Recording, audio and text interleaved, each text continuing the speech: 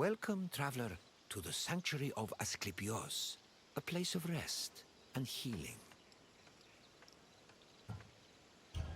The sanctuary of Asklepios is an amazing place, even for those with only a passing interest in medicine. It was a fascinating location, combining the mystical, religious, and scientific. And if someone happened to pass out, they'd luckily be surrounded by skilled physicians.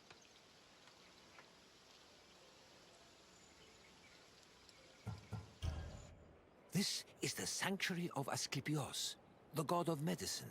It was here that the sick and weary came, seeking cures for their ailments. Sometimes the medical practitioners provided the cures, and sometimes the healing came from the gods themselves. This tour will help explain the inner workings of the sanctuary, as well as the unique way the Greeks approached medicine. I hope you enjoy yourself. I'll be waiting for you at the end of your visit.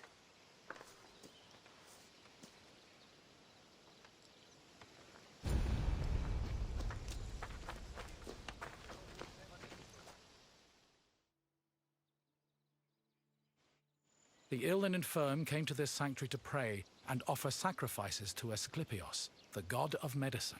According to myth, Asklepios was once a mortal physician who eventually became a god. He had many sanctuaries across Greece, but the most famous was in Epidauros. When pilgrims passed through the entrance of the sanctuary, they could read this inscription: "When you enter the abode of the god which smells of incense, you must be pure, and thought is pure when you think with piety."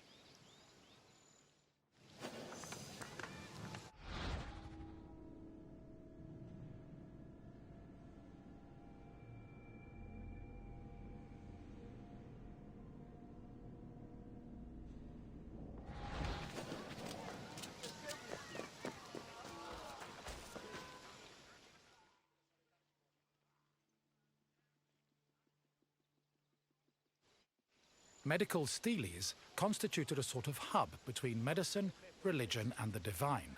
They were slabs with inscriptions that praised Asklepios' virtues and merit, and described his methods of healing. The inscriptions relayed the dreams patients had within the Abaton, one of the most important buildings in the sanctuary. The steles outlined the patient's name, their disease, and how they were cured by Asklepios. They were probably written by the sanctuary's priests, or at least under the priest's supervision. Asklepios was a complex deity. In addition to being a god, he was also a trained physician and disciple of the centaur Chiron.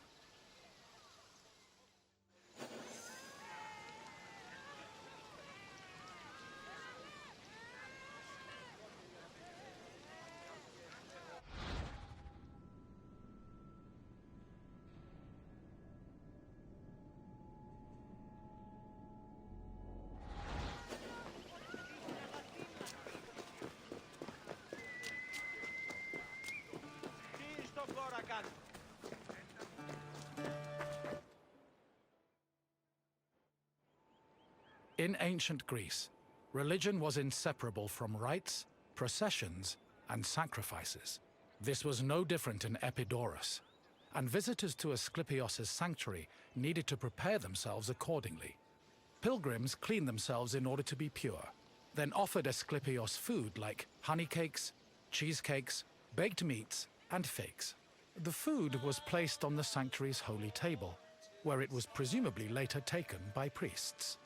After the preliminary offerings, visitors were allowed to enter the Abaton, where they would hopefully encounter Asklepios in a dream. Medical steles also mention that healed patients sometimes gave additional offerings to Asklepios as thanks for being cured.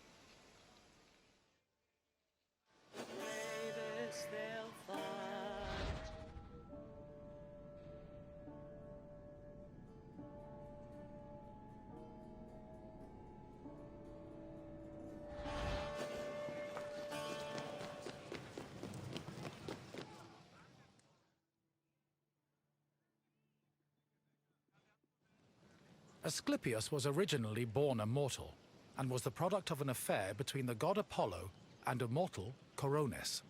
Apollo killed Coronis after discovering she had been unfaithful, and ordered her body burned on a funeral pyre. However, he rescued his unborn child from Coronis' womb before the fire consumed her body.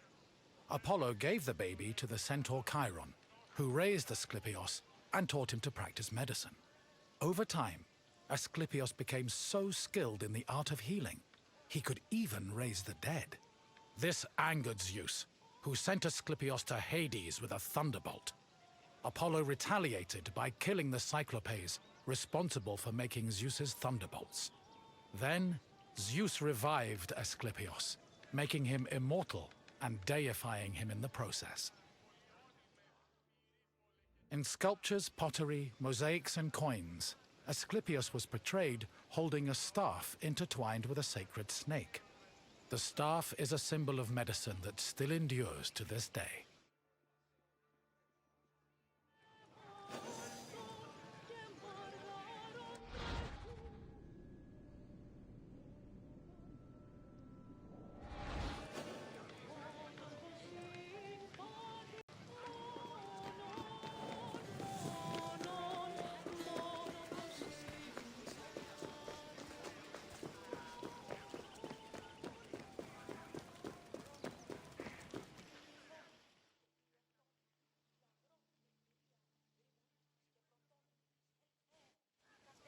The Epidauros was the priest's residence. As the link between patients and the gods, priests were essential to the operation of the sanctuary. They were often elected into the priesthood for one-year periods, but could also buy themselves a position if they were wealthy enough. In addition to interpreting patients' dreams in the Abaton, priests both supervised and performed sacrifices and rituals. During these functions, they were usually clad in white.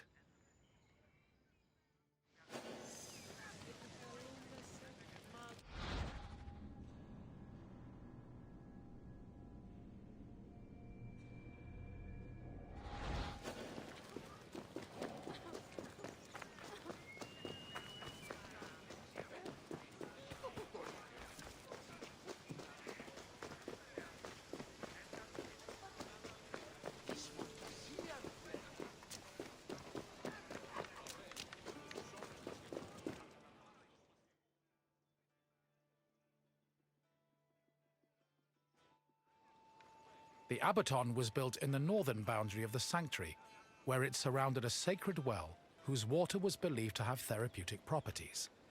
The Abaton was where pilgrims went for incubation, or dream rituals. Details of the incubation ritual have been described in unearthed medical steles. They were also noted in Aristophanes' play Plutos, which featured a more comedic view of the process.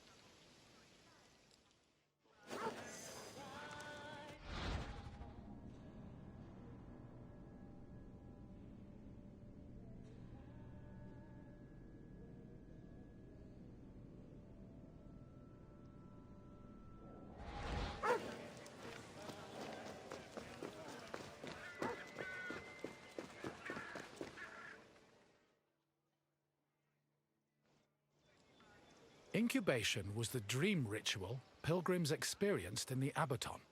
After completing the necessary preliminary rituals, pilgrims were allowed to enter the sacred building, where they lay prone. As they took in the smell of burning incense, the sanctuary's priests extinguished the oil lamps and asked them to sleep in silence. Once they were asleep, Asklepios would appear in their dreams and give his medical advice. The advice included diet and treatment recommendations, as well as requests for specific offerings or religious rituals. Upon waking up, priests interpreted the patient's dreams, unless a patient had been miraculously healed in their sleep. However, if a patient was completely beyond help, they were removed from the Abaton. This was to adhere to a ritual law that stated that no one could die or be born within the building.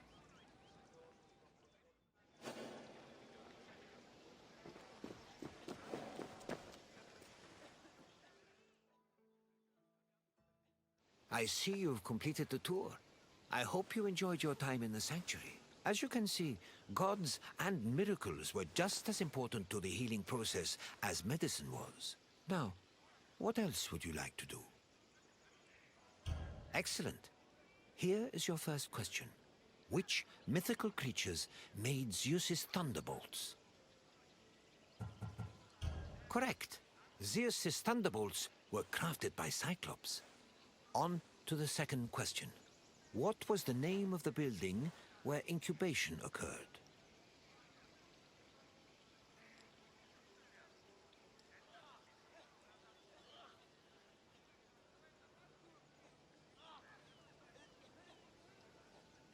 Yes, pilgrims entered the Abaddon to undergo a dream ritual in the hopes of curing their ailments. One final question for you. Who was Asklepios' father? Yes, Apollo was Asklepios' father, and his mother was a mortal named Coronis. You've proven you know the sanctuary inside and out. Well done.